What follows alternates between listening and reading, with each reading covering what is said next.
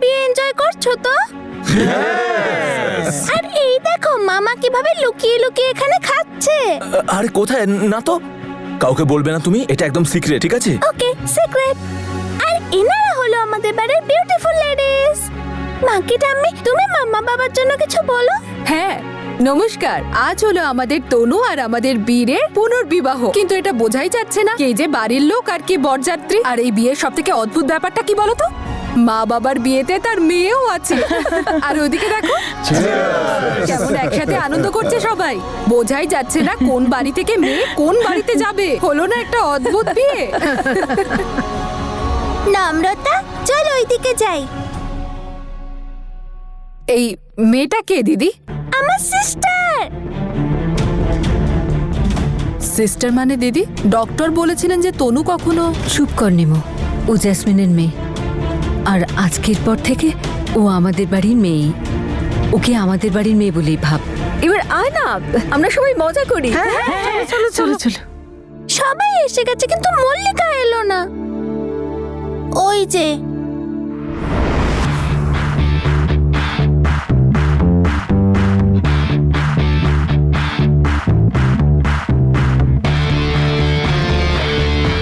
ভালো হয়েছে যে ওর এই বাঁদর ভাইটা বল নিয়ে আসেনি, নয়তো ওয়েডিং স্টেজকে স্টেডিয়াম বানিয়ে দিত।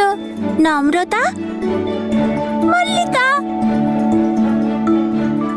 Hello hello, Mallika, hello. Hello hello hello, this is crazy. আমি প্রথমবার শুনলাম কারোর প্যারেন্টসের বিয়ে হচ্ছে।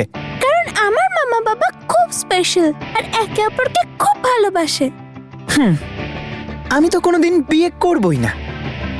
আর যদি তুই কারোর প্রেমে পড়ে যাস তখন? ভালোবাসা, তা আবার আমি? নেভার। তোরা মেরা না বড্ড বেশি ফিল্মি হুস। Be happy with your love and all. আমার মামা বাবার সঙ্গে একটুখানি টাইম স্পেন্ড করো, বুঝতে পারবে যে ভালোবাসা কি জিনিস। বাট ইউ নেভার আন্ডারস্ট্যান্ড, কারণ তোমরা ছেলেরা শুধু অ্যাকশন মুভিজ দেখো আর শুধু ফাইট করতে পারো। হোয়াটএভার, আমি এসব ভালোবাসা থেকে দূরেই থাকবো। দেখা যাবে ব্রো। কি দেখবে? কে ওকে ভালোবাসবে, প্রপোজ করার বদলে ফাইট শুরু করে দেবে। Same with you. তোকেই বা কে ভালোবাসবে? সারাক্ষণ শুধু বক বক বক বক করতে থাকিস। সেটা সময়ই বলবে। Mallika, I am hungry. I just hope খাবার দাবারও এই মেয়েটার মতো এত বোরিং যেন না হয়। এক্সকিউজ মি, আই হোপ যে আজকের মতো খাবার তুমি এর আগে কখনো খাওনি। আর তাড়াতাড়ি গিয়ে খেয়ে নাও, যাতে কিছুক্ষণের জন্য তোমার এই মুখটা বন্ধ থাকে, বুঝেছো? না। প্লিজ। তোরা দুজন সবসময় ঝগড়া করিস কেন? কখনো কখনো আমার মনে হয় বড় হয়ে তোরা দুজন একে অপরের মুখটাও দেখবি না। এক্স্যাক্টলি, কে দেখতে চাইবে এরকম একটা লাল মুখ বাদরকে? নূর, মল্লিকার খেয়াল রাখিস, আমি মামা বাবার কাছ থেকে আসছি। আর তোরা শোন, তোরা নিজেদের মধ্যে ঝগড়া করিস না, ওকে? গুড।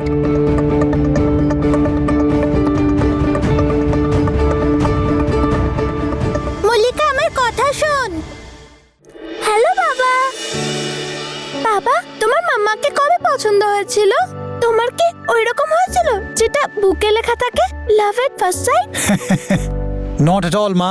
প্রথম দেখাতে তো আমরা একে অপরকে শত্রুর চোখে দেখেছিলাম। খুব খিটখিটে মনে হয়েছিল তোর মাকে। তুই জানিস তোর মাকে আমি কি নামে ডাকতাম? কি বাবা? খেপি। তাহলে তুমি খেপিকে ভালোবেসে ফেললে কি করে? এইভাবেই লড়াই করতে করতে ভালোবেসে ফেললাম, কিন্তু বুঝতে পেরেছি অনেক পরে। এসব তুমি কি বলছো বাবা? আমি বুঝতে পারছি না।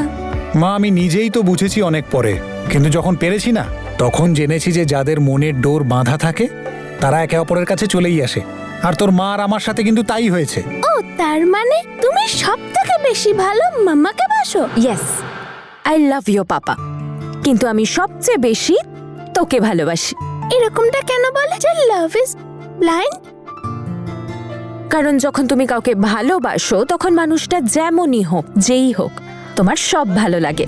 তার কোনো কিছুই তোমার খারাপ লাগবে না। ইনফ্যাক্ট সে যেমন তুমি তাকে সেভাবেই অ্যাকসেপ্ট করে নাও, আর তার ভালো খারাপ সব নিজের করে নাও। তুমি নিজের খুশির থেকে বেশি তার খুশি নিয়ে ভাবো। এখন তুই ছোট তো, মাম্মার কথা এখন বুঝতে পারবি না, যখন বড় হবি আর নিজে ভালোবাসবি তখন মাম্মার সব কথা বুঝতে পেরে যাবি।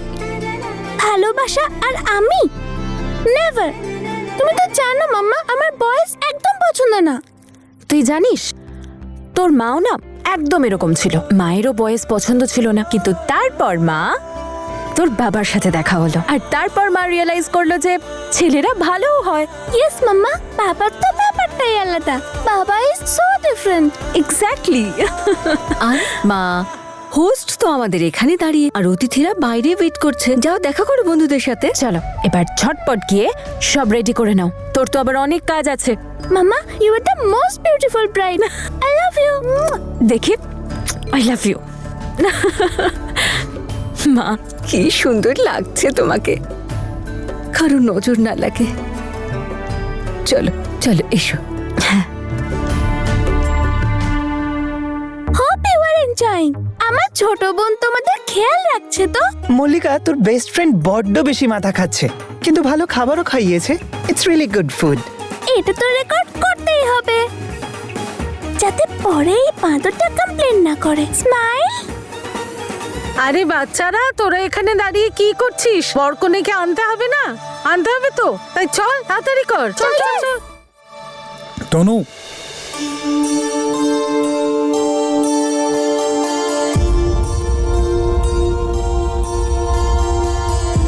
চাঁদকে তো দেখতে পাচ্ছি, কিন্তু সেটাও আধখানা। আর প্রেম বেড়ে চলেছে, নেই কোনো সীমানা।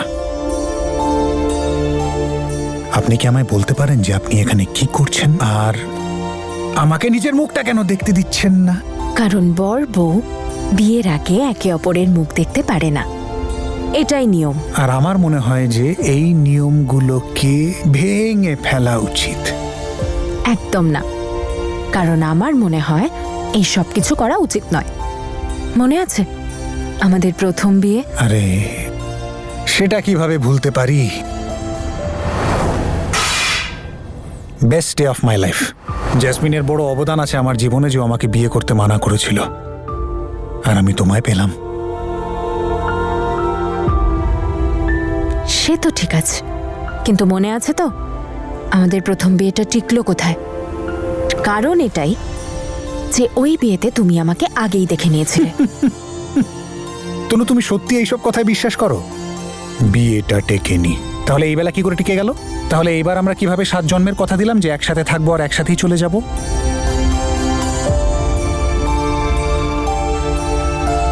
মৃত্যুর পর কি হবে সেটা কে বলতে পারে mister Singh? I don't care.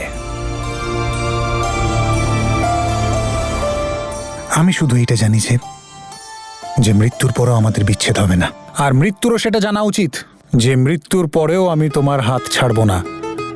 তোকে কাছে পেতে চাওয়াই হবে আমার অদ্বিতীয় স্পৃহা, যে মৃত্যুর পরেও তুমি থাকবে আমার হয়ে। এই হলো আমার প্রতিশ্রুতি, এটাই হলো আমার উদ্দেশ্য। ভালো তোমায় বেসেছি, ভালো তোমায় বেসে যাব। একসাথে বাঁচলাম, একসাথে চলে যাব।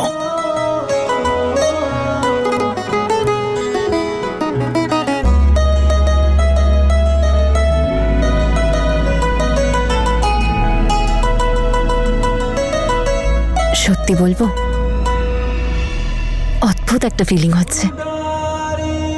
আমারও।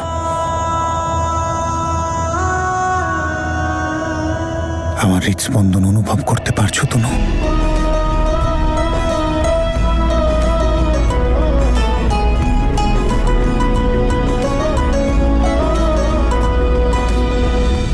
আমাদের দুজনের হৃদস্পন্দন ম্যাচ হচ্ছে। ওপরওয়ালা করুন যাতে আমাদের হৃদস্পন্দন চলুক একসাথে, কারোর যেন নজর না লাগে। আমার তো মনে হয় তোমারই নজর লাগবে।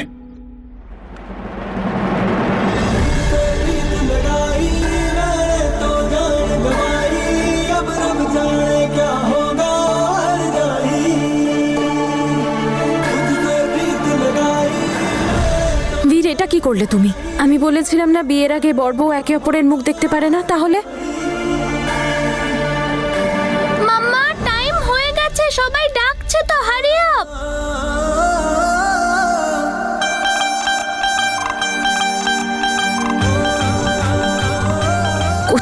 যাচ্ছ? যাও।